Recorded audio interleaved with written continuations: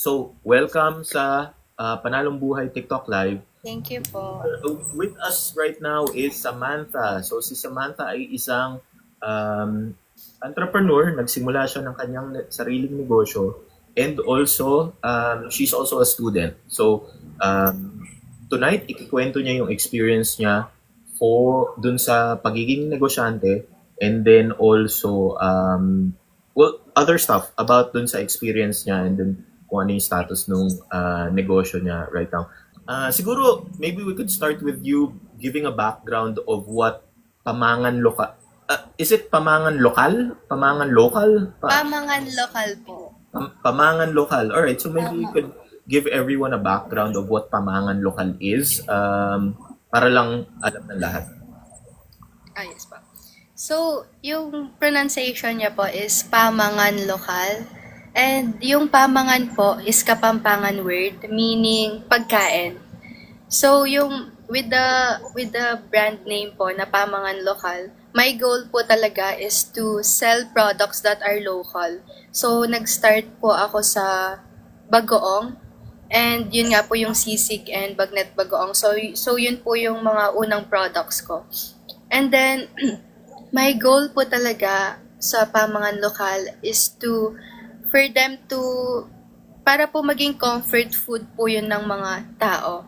And at the same time, dahil nga po naka-jar siya, gusto ko po maging convenient po yun sa kanila. So kahit saan po nila dalhin yung local foods na yun, madadala nila. Kahit sa work po, magbabaon sila, or sa school. So yun po talaga, yung convenience po talaga. And at the same time, yung comfort food po, yung comfort po na nabibigay ng food ko sa kanila.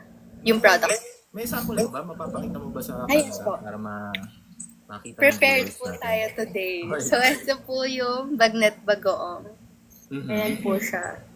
Okay. And then, ito po yung sisig. Alright. Sige, mamaya we'll ask more about that, yung mga details niyan. Pero, curious lang, Kapampangan ka ba? Yes po. Nasa Pampanga ka ba right now? Opo. Dyan ka talaga based sa Pampanga. Opo, Pampanga po talaga. Ang Pampanga is well known for their food, di ba? Yes po. Sobrang sikat na sikat yung Pampanga. Actually, madalas akong pumunta dyan para lang mag-food. So, ano yan, kahit galing Metro Manila, dinadayo para dyan. Opo. Okay, before we talk about the actual business, question lang, why did you feel na, alam mo yun, okay, kailangan kong magsimula na negosyo? Bakit ka nagsimula ng negosyo? Bakit ka nagsimula kahit student ka pa lang? Bakit di mo na lang inintay na mag-graduate ka na? So, ano yung ano mo doon? Bakit ngayon ka nagsimula? Actually, since I think senior high school po, nagbe-business na po talaga ako. Pero more on retail lang po. Yung magre-resell lang po ako, ganon.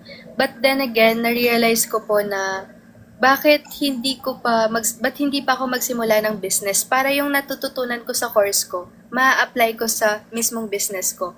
Kasi for me po, mas matututunan mo yung isang bagay kapag ina-apply mo siya in real life. Unlike na napag-aaralan ko lang po, nagsistay lang po siya sa utak, hindi ko po siya matututunan talaga kasi nasa utak ko lang po. Unlike lang, oo. Opo. Kaya yun po yung pinaka naging purpose ko kung bakit nag-business po ako kahit na student pa lang ako, which is I can apply what I am learning po. Ayun And po. for everyone's information, you are an entrepreneur, Yes, BS po. entrepreneur student, di ba? Yes, please. You mentioned na, may nag-comment, sabi raw ni Roel, pahingi daw ng bagnet bagoong. Ay, sige po, dayuhin niyo po ako dito sa Pampanga. Bawal yan sa'yo, Roel. Health, content creator ka pa naman. Ay! You mentioned na meron kang mga businesses before when you were in high school. Ano yung mga businesses na yun? Anong sample ng mga yun? Ano nangyari? Tinigil mo? Nag-start po talaga ako as, yung naging business ko po, service, which is pinakauna po is graphic designing. And then, hanggang sa na-try ko din po yung mag-resell ng mga clothes, yung ipopost ko po yung products ng nagtitinda, tas kapag may bumili po sa akin, magre-reach out po ako sa kanya. Kaso natigil nga po kasi parang wala pa po talaga akong knowledge nun sa about business and hindi pa po ganun mataas yung drive ko to start a business kaya natitigil po siya. Okay, alright. Hindi, ngayon na medyo mas marami ka nang alam about business because of your course, what made you decide na, okay, mag-food naman ako, bakit hindi mo sinubukan yung mga dati mong businesses na graphic design and also yung reselling? Apo. Actually, nagulat din po ako kasi bago po ako sa industry na food industry kasi I'm into fashion po, I'm into makeup, sa mga clothes, ganyan. But then, this one night po, meron na po talaga akong capital. Nag-ipon po talaga ako. Wala lang po talaga akong products na... Sa baon mo lang yan? Yes po. Okay. At saka sa freelancing ko po dati, iniipon ko po siya. And then, naghahanap po ako ng pwedeng ibenta. Nag-iisip po talaga ako. Tapos, out of nowhere, may lumabas po na food manufacturing sa Facebook ko. So, sabi ko, parang bakit hindi ako mag-food? Kasi, dito sa Pampanga, foodie naman yung mga tao, food lover naman sila. So, why not itry ko kahit bago sa akin? Sabi ko, I'll take risk. Kasi wala namang mawawala kung magti-take ako ng risk. And then, nag-stalk po ako sa account nila. I reach out to them, negotiation, ask questions, hanggang sa, ayun po, tinuloy ko na po yung food industry. Yung lumitaw yung supplier na yan sa feed mo, ganong katagal mula nung time na yon hanggang dun sa actual na nag-lunch ka na? Mostly, mga 1 month po yung preparation. 1 month lang? Ang bilis lang, Opo, mabilis lang po talaga. Kasi gusto ko na po talaga mag-business talaga, kaya tinry ko na po talaga. So, before that, naghahanap ka na, gusto mo talaga mag-business, hindi lang talaga dumarating yung right product. Yes po. Pero hindi ka naman, kumbaga parang you weren't looking for it. Hindi ka naman Yes po. Okay. Out of nowhere lang po talaga. Hindi ka ba natatakot na since you also mentioned that Pampanga, sobrang daming foodie. Sobrang dami rin na na businesses na food. Competition. Na alam mo yan parang lumaban dahil dami-dami na nyo sa Pampanga. Actually, naisip ko nga po yun. Pero, sabi ko po sa sarili ko, as long as may unique value proposition ako, as long as may purpose ako kung bakit ko ginawa tong brand na to, alam ko pong makakalaban ako. Kaya, si Pamangan Lokal po talaga, hindi lang po siya as in basta-basta na, sige, magtinda na ako. Pinag-isipan ko po talaga yung purpose ko, yung gusto kong ma-feel ng mga tao about my product. Hindi lang basta nagbebenta lang po talaga ako. Sa BS Entrepreneurship, sa mga klase mo, normal ba sa inyo na ganyan yung mindset na o dali lang magne-negosyo ako kahit hindi pa ako nag-graduate? Or is that just sarili mong drive yan, ikaw lang yung ganyan dun sa inyo? Hindi po. Actually, yun din po yung nakatulong na mostly sa mga kaklase ko din po, nagbi-business na rin po talaga sila kahit na nag-aaral pa lang. Yung isa ko pong friend, yung sa kanila naman po is pastry, mga cookies. And then dun sa isa ko naman pong friend, mga crochet. So, nakikita ko po na nagbi-business din sila and natututo din po ako sa kanila at the same time. Kaya yun din po yung naging drive ko, isa sa mga naging drive ko po. Nakatulong ba or kumbaga the community that you're in, yung mga kasama mo, nakakasalamuha mo, are all, alam mo yan, like-minded? Yes po, yes po. Okay. Alright. Are your parents, business owners? Hindi po. Pero yung lolo ko po, yes po. Siguro yun din po yung isa sa mga naging inspiration ko, si lolo ko po, kasi nagbi-business na po talaga sila. Pero yung parents ko po, hindi po. Alright. And it was your decision to take up entrepreneurship? Yes po, decision ko po talaga. Alright. Alright, so let's talk about Pamangan Lokal. Tama na, Pamangan Lokal? Tama po. Okay. Alright. So, how did you know na merong potential siya? Nung lumitaw yung supplier dun sa feed mo, ano yung narinig mo or nalaman mo about that product na o dali lang? Gusto ko to Kasi po, una po, Hindi ko po alam na mayroong bagoong na sisig, bagoong na bagnet. So sabi ko parang bago to sa pandinig ko ah. So bakit hindi ko itry? Kasi yun din po, sikat din po sila. Pero hindi ko po alam na may ganong klaseng bagoong na sisig bagoong and bagnet bagoong. So sabi ko pwede to, may potential siya. And then nung nag-start na rin po ako magbenta, nung nalaman po ng mga kakilala ko, parang nagulat din po sila, ha, may sisig bagoong pala, may bagnet bagoong pala. So, doon po mas lalong tumaas yung drive ko to sell these products kasi hindi pa po talaga siya ganun kakilala. Clarification lang, ito ay bagnet na binagoongan or bagoong na yung hinahalo sa, nilalagay sa mangga or ano ba to? Ulam ba? Pwede po siya kahit saan. Bale, eto pong bagoong na to, may sisig po talaga siya. Nakahalo po yung sisig. So, pwede po siyang ulam, pwede nyo rin po siyang ilagay sa mangga para yung bagoong nyo po may flavor din, may sisig din. Ganun po siya. Okay. Alright. Let's talk about your process. Siguro from the time that you saw that ad, or ad ba siya or sa feed mo? Sa feed po. Sa feed mo. Ano yun? Advertisement nung supplier? Or was it another content creator na fini-feature yung supplier? Ano yung nakita mo yan?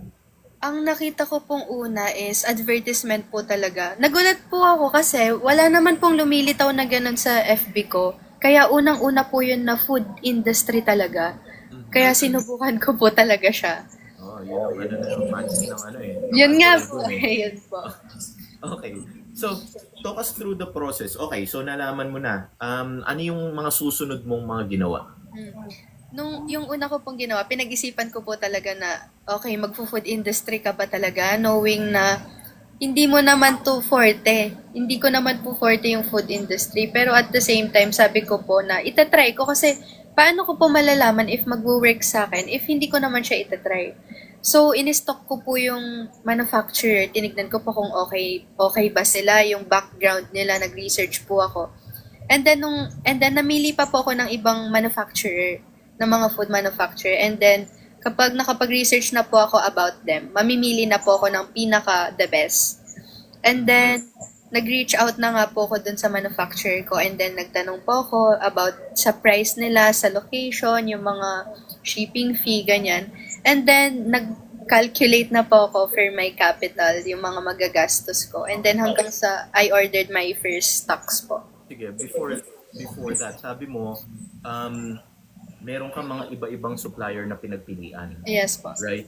Ano yung mga naging, basis mo or yung pamantayan mo to say na etong supplier na to is good, this supplier is not? Ano yung mga ginawa mong basis? Mostly, tinignan ko po yung kung gaano na po sila katagal sa industry na yon. And yung yung process po. Halimbawa po yung iba po kasi parang minsan ang tagal po nila mag-reply, ganyan. Isa rin po yun dapat sa tinitignan when it comes to manufacturer na kailangan maayos po yung communication yung dalawa. And yung naging manufacturer ko po ngayon, okay naman po siya when it comes to communication. Nagkakasundo naman po kami. Kaya yun po yung naging basis ko rin. Yung supplier mo ngayon, is that the original supplier that you saw the first time? Siya din po. Siya rin. Okay, Yes. nagkataon na siya rin yung siya ba yung pinakamura sa lahat ng mga kinonsider mo? Actually, when it comes to price, hindi po siya yung pinakamura. Parang more on sa middle lang po. Pero siya lang po yung nagbebenta ng sisig bagoong and bagnet bagoong. Yung other suppliers po is ibang food. Gourmet foods din po sila na naka-bottle, na naka-jar. Pero wala pong sisig tsaka bagnet bagoong. Kaya yun din po yung naging basis ko to choose them kasi iba po talaga yung products nila. Okay. Did you consider doing it your own na ikaw magluluto para mas mapapaba yung cost? Or was it always the plan na kukuha ka ng supplier? Actually, yung okay lang po sa akin na ako po yung gumawa, ganon. Pero ang kino-consider ko po kasi is I'm still in college. So, hectic po yung schedule ko. Kukulangin po ako sa time. kahit po mataas yung cost, nag-go pa rin po ako kasi mas okay na po yun dahil mabibenta ko pa rin siya kasi hindi po ako yung gumagawa. Unlike kapag ako po yung gagawa, hindi po siya kakayanin ng time ko. Okay. You mentioned earlier that meron ka nang naipon na Yes po. puhunan. Do you mind me asking kung magkano yung naipon mong puhunan? Nasa 12K po. 12. And dun sa 12 na yon, sabi mo kanina na nag-compute ka. Nung Yes po. nag-compute ka ng how much, ano ba ang MOQ niyan? Ilang piraso? Minimum, Yung minimum 12 po. 12 Yes pieces po. lang. Yes So, sobrang konti lang ng ng minimum nila. Opo. Yun din po yung naging ko, na konti lang po yung nila. Okay. Kaya masusubok ko muna po talaga. Taga Pampanga din sila. Ay, hindi po. Manila pa po sila. Okay. So kahit sobrang layo nung you opted na, sige, magpapadeliver ako dito. Yes. Kahit malayo. Yes. Mhm. Okay. So, you have 12,000 ready na funds. Nung nag-compute ka, paano ka nag-compute?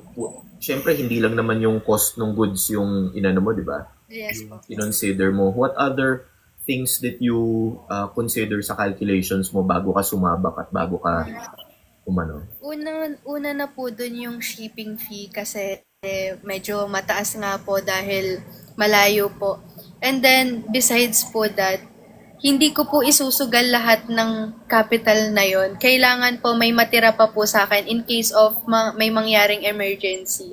So, ang pinaka-kinompute ko lang po talaga is yung jar po, yung products po talaga mismo, pati yung shipping fee. Kasi yung packaging ko po, mayroon naman po akong brown bag dito na natira dun sa previous business ko po na ukay business. So, nakabawas din po yun sa cost. And then, yung sa printing din po, which is ito, ako po yung nag-edit, sila po yung nag-print. So, hindi na rin po gastos sa... Yung supplier mo mismo nag-print? Yes po. Okay, alright. Mm-hmm. So, hindi ko na po kailangan na gumastos sa iba pang print kasi sila na po yung magpiprint. Kasama na po siya dun sa costing nila. Mm-hmm. Ayun po. So, etong supplier na to, ang ano talaga nila is B2B talaga sila. Yes po. Okay, they don't sell sa mga retail. Kumbaga white label sila, tama? Yes po, yes po. Okay, alright. So, nung nag-compute ka, ano yung na-compute mo na magiging cost mo, initial cost mo sa sa initial batch, sa unang batch? Actually, less than 4K lang po. Okay, alright. And then yung less than 4K, kapag nabenta mo lahat, magkanong kikitain mo na? Mostly, pwede po siyang madoble. Pwede siya madoble. Opo. Alright. So, how about marketing? You didn't mention marketing. Nag-spend ka ba sa marketing? Or did you plan to spend sa marketing? Sa ngayon po, dahil baguhan pa lang po, mas okay po sa akin na organic muna. Since meron naman po akong experience sa content creation, since content creator din naman po ako, and marunong din naman po, may knowledge naman po ako when it comes to marketing, when it comes to making videos. So, sabi ko, organic muna. And then, kapag naging maayos pa konti-konti, I'll try na po yung paid advertisement. Mm-hmm. Okay. Have you tried, are you only selling it online or do you also sell it sa mga kaibigan, kapitbahay, kamag-anak? Mostly online po, pero sa school, nag-aalok-alok din po ako. Minsan po, kahit wala pong umu-order, nagdadala po ako para in case na may makakwentuhan po ako sa labas, pwede ko po siyang maalok. Tapos, nasa akin na po agad yung product. So, ibibigay ko na lang po, tapos magbabayad na lang po siya. So ready ka na? Yes po. Hindi kailangan i-refrigerate? Hindi, Ay, hindi nasa naman bag po. lang? Hindi po siya. Okay. Yes po. Anong nito? Shelf life? Ang shelf life niya po is 1 year. Mm-hmm. Did you also consider that dun sa, sa consideration dun sa pagnenegosyo? Yung mahabang shelf life? Yes po. Kasi, baka po mamaya, mag-order po ako ng maraming stock, ma-overstock po ako, tapos hindi po siya mabibenta agad. So, masasayang lang po siya. Kaya isa din po yun sa kinonsider ko po. Okay. Okay. Nung umorder ka, tinikman mo muna? Bago ka umorder ng or Nag-order po ako agad. order ka na agad? Opo, ganun po kalakas yung loob ko. Nag-order po talaga ako agad. Okay naman, di ka naman na-disappoint Okay naman kung po siya. sinubukan mo. Nung tinikman ko po siya, nasarapan po talaga ako, no bias. Masarap po talaga siya. Okay, alright. Usually sa mga ganito, yung mga supplier na ganyan, they have an SRP, right? Sinunod mo ba yung SRP nila or did you price it differently? Yung SRP po kasi nila, naka-range po siya. So, halimbawa po, from 10 pesos to 50 pesos, ganun po. So, ang pinaka-price ko po is yung pinaka-mababa muna na SRP nila kasi po, baguhan pa lang po yung business ko. So, hindi po ako magtataas agad. Gusto ko po affordable po siya. Okay, sinubukan mo muna Yes. sa market kung Opo. kung anong reaction. Yes po. Okay. So, pag-usapan nga natin yung unang mga inalok mo. Sa face-to-face muna, nakailang alok ka bago ka nakakuha ng buyer? Actually, una po kasi sa online po may bumili po agad. Ay, hindi po. Ito po pala ang nangyari. Sa school po yun. Nagdala po ako ng isang sisig, isang bagnet. Sabi ko, tatry ko lang. Dumating naman na yung stock ko. So, nagdala po ako. And then, inalok ko po yung mga kaklase ko. Pinakita ko po. And then, bumili po sila. Binili na po nila agad. So, pumunta pa ako sa school na may dala na 2 products. Umuwi po ako na nabenta na po sila. In just one day po.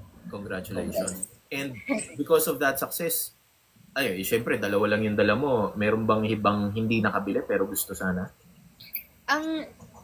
Parang hindi pa po sila bibili, pero tinitignan po nila. Mm-hmm. Interested po sila kasi nagulat nga po sila na may ganun palang klaseng bagoong, sisig, tsaka bagnet. Mm-hmm. Iba rin po sa pandinig nila. Okay. So, ilan na nabebenta mo dun sa negosyo mong yan? Ilang units na? Ilang jars? Mga nasa, yung stock ko po kasi na unang binili ko pong stock is nasa 24 po. So ngayon nasa 20 na lang po. Less yung naka-reserve. May reserve po kasi na hindi ko pa nabibigay. Okay. Pero sure po nilang kukunin. Kailan ka nagsimula? Kailan? I think last month po. Last month lang po dumating yung stock ko.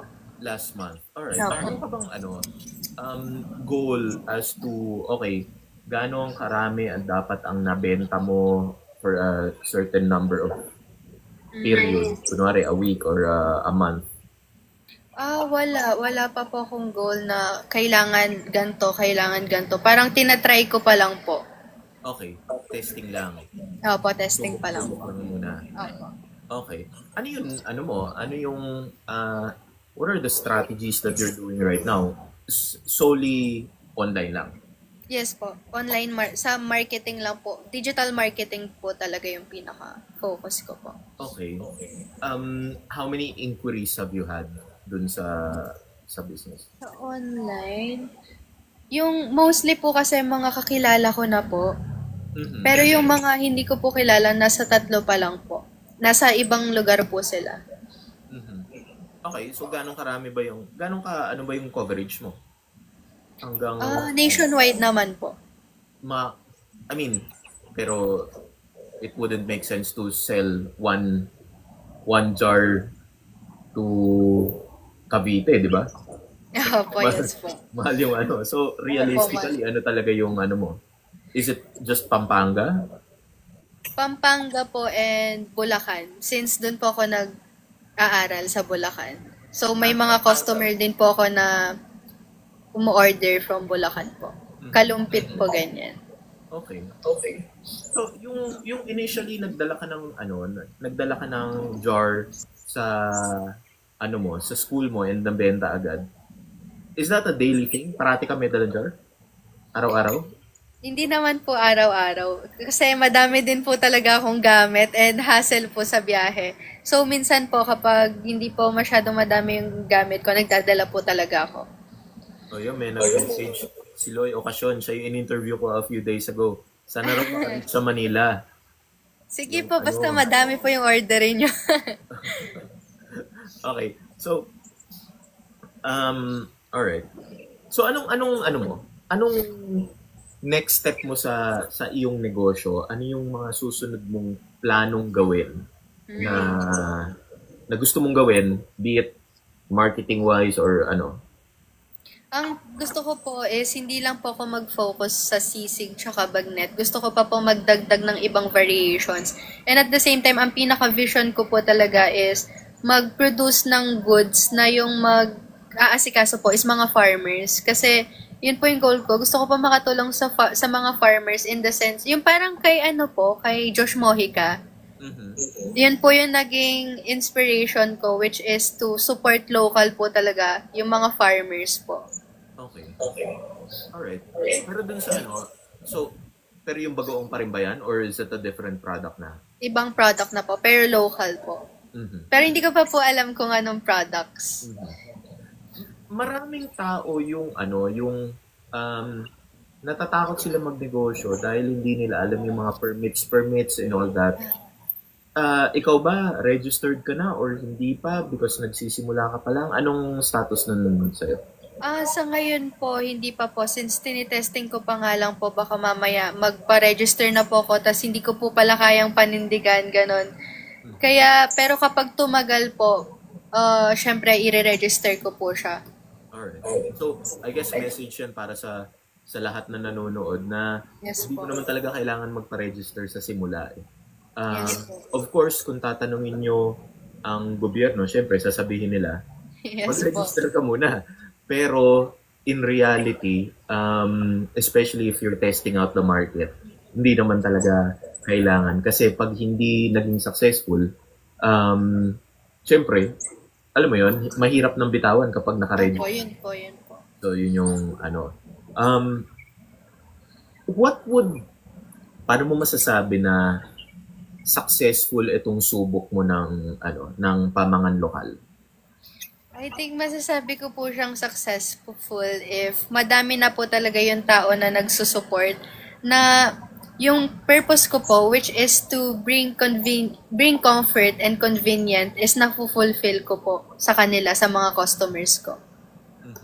Is there a specific number that you're targeting? Kailangan umabot ako ng ganitong number of sales or your number of units for a month or a year? Meron bang ganun? I think wala pa po sa ngayon. Tinitest ko pa lang po talaga yung market. Okay. All right. How committed are you with that particular product? Ganong ka kumbaga parang passionate ka ba dun sa product na yan? Yes po. Actually, everyday po, from Monday to Sunday, talagang tinitignan ko po yung mga stocks, tinitignan ko po kung may mga inquiries, and minamanage ko po talaga yung page na ginagawa ko po muna talaga yung mga schoolworks ko para maasikaso ko po yung business ko po. Kasi gustong-gusto ko po talaga siya. Gusto ko po talaga siyang ituloy. Yung oras mo ngayon, how much of yung, syempre, hati-hati yan. Pero meron ka bang specific number of hours in a day or number of hours in a week na kailangan ganitong oras nakaalat to sa negosyo ko? Wala naman po. Pero on a daily basis po kasi, hindi po, lagi po akong may schedule. So, nakasulat po lahat sa to-do list ko yung mga gagawin ko. And then, ang pinaka-goal ko po is, kapag may schoolworks, ayun yung uunahin ko po. Para hindi na po siya makaabala sa iba ko pa pong gagawin, which is yung business ko nga po. Pero, hindi lang po kasi business tsaka school. Minsan, meron pa po akong freelancing, video editing. Kaya, hati-hati po talaga yung time ko sa araw-araw. Alright. Ito bang yung produkto mo, kung merong interested na nanonood ngayon sa TikTok live, also i-upload natin to sa YouTube. So, if anyone is interested dyan sa negosyo mo or who wants to order or wants to ask questions or about yung ano mo, paano kanila mahahanap or makokontak? You can message naman po here on TikTok para convenient po sa kanila. Pero they can also message me po sa Facebook, sa Pamangan Lokal po. Or kahit sa main FB ko po pwede. Alright. I guess i-share mo na lang sa akin yung mga socials mo. Yes po. And then ilalagay natin siya sa YouTube. Ilalagay ko siya as link. So anyone who is watching sa YouTube, panoorin nyo lang yung nandyan yan sa side na yan. Doon ko ilalagay. Okay? Yes So, po. for anyone watching, kung meron kayong tanong about Samantha, dun sa negosyo niya, dun sa pagtatayo ng business, tanong lang kayo. Tanong si paring June, usually gaano po kadalas nagre-repurchase yung mga dating customer po or mas maraming new customer? May mga repeat customer ka na ba? Yes po, meron po. Meron po ako naging isang repeat customer. Una, nag-order po siya ng sisig bagoong. Isang sisig bagoong, isang bagnet bagoong. And then, siguro wala pa pong 1 week, nag-order po siya ulit ng bagnet bagoong 2 po. Pero mostly po, repeat customer. Mostly po, bagong customer na po. Okay. Alright. You mentioned earlier, how much daw ang bagoong? 180 po. 180. Alright. Di na natin tatanungin kung magkano yung tubo mo dyan kasi Yes po. wala kalaman. Pero 180 lang, di pa kasama shipping fee doon, syempre. Opo, hindi pa po. Okay. I tried selling before, puro kamag-anak bumili and a few na hindi. Well, wala namang masama kung kamag-anak, di ba? As long as pagbabayad. Ang masama yung bibiliin kamag-anak pero Wala pong bayad. Oo, yun yung mahirap. Actually, yun din po. Sobrang supportive po ng family ko na kapag nagbi-business po ako, sila po yung unang bumibili sa akin. Nagbabayad naman po sila, hindi naman po nila hinihingi lang, ganun. Yun, oo. Yun yung importante. Yes. Mahirap pag syempre, kailangan mong paikutin eh. Opo, Pero, opo. Gumaganda raw mga guest ko. Kumpara sa kanya. Oo nga. In fairness, kapag babae yung guest, mas maraming nanonood. Ay, talaga po ba? Oo. Susunod nga, puro babae na lang yung business mo. Samantha, ikaw ulit, next time. Sige po, kahit kailan po. Minention mo pala kanina that you want a product na merong unique selling proposition. Okay.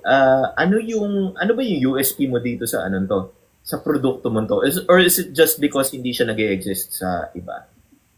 Yung pinaka UVP ko po dito is hindi lang po siya basta bagoong. Parang na-innovate po siya na bagoong, which is may sisig na and bagnet variation yung bagoong. Bago po talaga siya. Hindi naman, nag-exist po siya, pero hindi po lahat ng tao alam na siya. So gusto ko pa pong palawakin yun. Okay. So, hindi existing na naman siya kasi narinig ko na siya before. Pero, I guess, tama ka, hindi naman lahat nakasusunod. Yes. Ako, narinig ko na siya before, pero hindi ko pa nasusubukan, actually. Opo, yun din po. Kaya siguro may room pa for, Yes po, yun din that po. particular product. Oo. Pero dun sa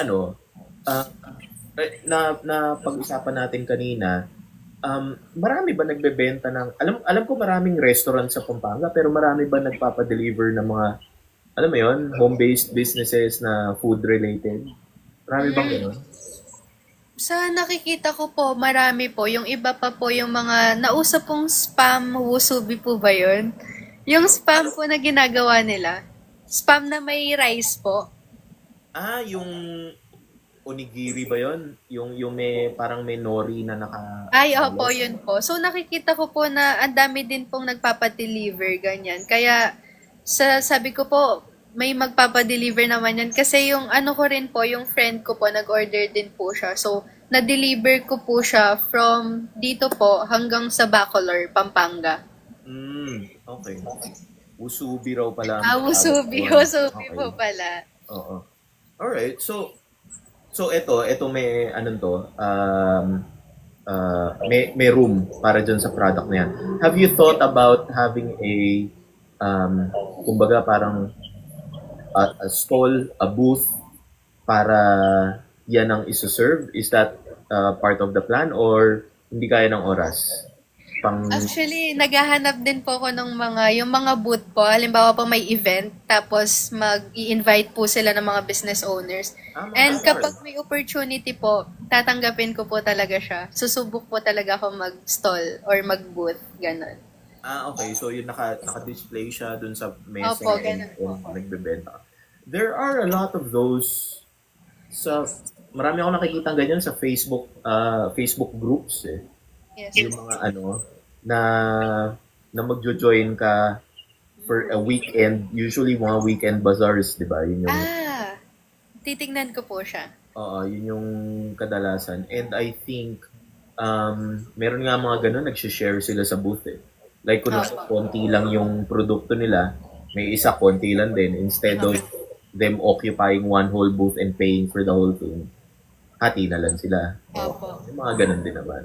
Kaya mahalaga po talagang may network para maraming kakilala po talaga. Alright. Ano yung, let's talk about yung entrepreneurship. Ano yung mga natututunan mo sa entrepreneurship that you think na, kasi hindi naman talaga kailangan be as entrepreneurship para magnegosyo. Pero ano sa tingin mo yung advantage mo dahil yan yung naging course mo? Ano yung natutunan mo dyan na sa tingin mo hindi mo matututunan kung hindi ka nandyan? I think po pinakauna doon is yung guidance ng mga prof po. Kasi unlike kapag iba pong course, hindi po knowledgeable yung ibang prof about business. Unlike sa course ko po ngayon, na may mapagtatanungan po ako na prof about business. Lalo na po yung isa ko pong prof, which is naka-close ko rin po siya. So kapag may business po ako, binibigyan niya po ako ng mga advice. Bukod pa po doon sa lesson namin. Okay. So I guess yung knowledge, marami kang natututunan. Any specific thing na talaga natutunan mo dyan sa school na na-apply mo dito sa negosyo mo to? Yung costing po.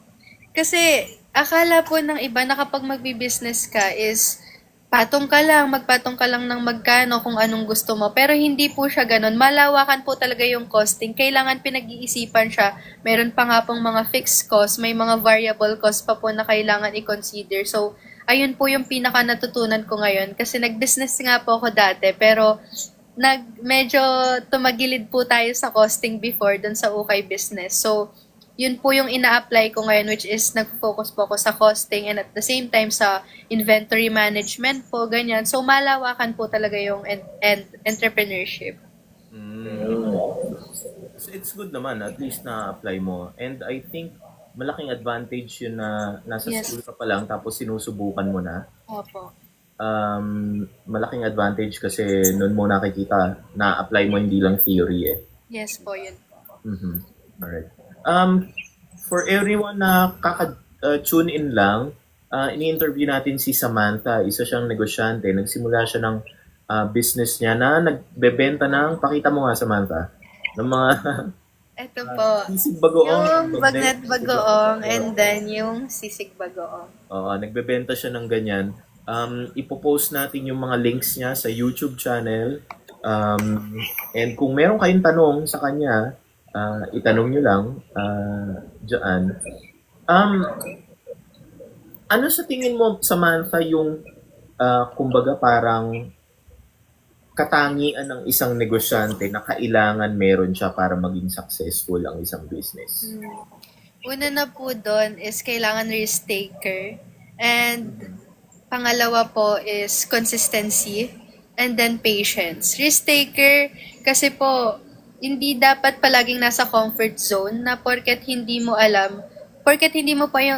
pa na-try yung bagay, natatakot ka na mag-try. Kailangan i-try mo para malaman mo kasi hindi mo po malalaman yung isang bagay, hindi mo malalaman kung mag-work sa'yo or hindi, kung hindi mo siya itatry. So, kung hindi nag-work, edi alam mong hindi siya mag-work. Pero kapag nag-work, mas okay. And then, consistency po kasi before hindi po ako consistent sa business, kaya hindi po siya masyadong nag-grow yung ukay business ko po. And then patience, kasi hindi mahirap mag-business, hindi agad-agad lalago yan. Sinasabi nga po nila na kapag business owner, mayaman. marami agad pera. Hindi po. It takes time po talaga. Marami po talagang pagdadaanan. Roller coaster ride yung pagbibusiness. Kaya, kailangan yung tatlong yun po is nasa iyo talaga. And, una na din po doon is yung mindset.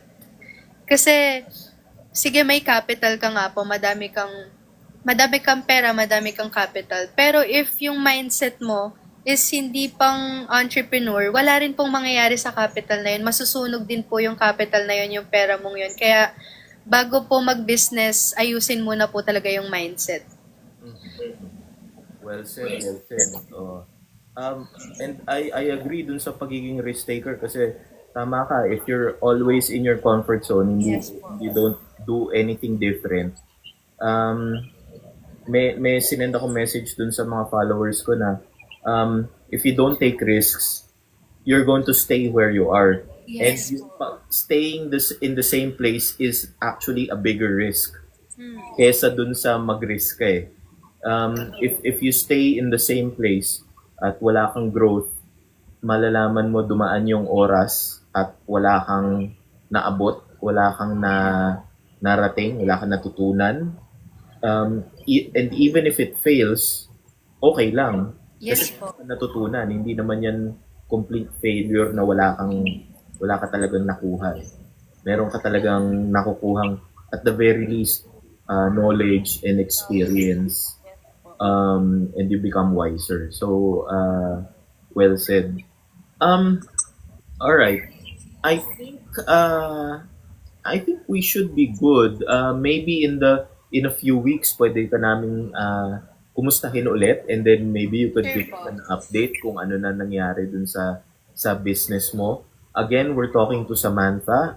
She's a business owner, and she's selling sisig bagnet. Bagnet bagoong, sisig bagoong in a jar. So anyone who is interested, you can check her socials. Nakalagay yan dito or doon. Hindi ko alam kung saan ko nandyan yan somewhere.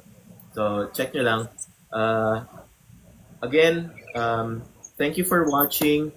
Thank you, Rosmel. Alright. Thank you, Loy, for watching. Thank you, everyone who was watching. Thank you po. Final thoughts, Samantha, meron ka bang, i-plug mo na yung mo? Masasabi ko lang po is, don't be afraid to take risk.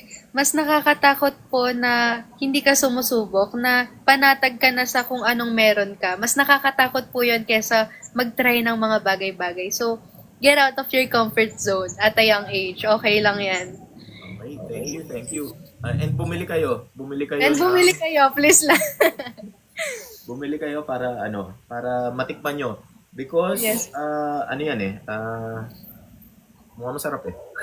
Masarap po talaga to. No bias. Okay, alright. Very good. Sige, thank you, Samantha. Thank you for joining us. Thank you everyone for watching. Until next time, check nyo lang yung mga videos ko para malaman nyo yung mga susunod na TikTok live.